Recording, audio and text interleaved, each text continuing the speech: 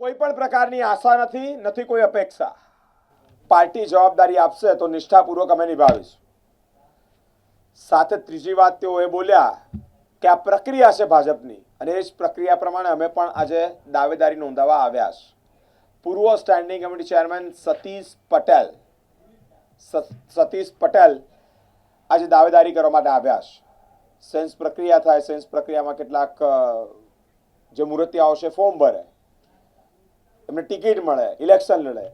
માંજલપુર વિધાનસભાની પેટા ચૂંટણી જ્યાં યોગેશ કાકાના અવસાન બાદ ફરી એકવાર જ્યારે ચૂંટણી યોજાવા જઈ રહ્યો, જેમાં પૂર્વ સ્ટેન્ડિંગ કમિટી ચેરમેન સતીશ પટેલે આજે દાવેદારી નોંધાવી અને કહ્યું કે પાર્ટી જે માથા પર જવાબદારી આપશે નિષ્ઠાપૂર્વક નિભાવીશું. पार्टी का से आशा रखा इतना कोई दिवस वर्षों काम करता है जन काम करता रहीશું.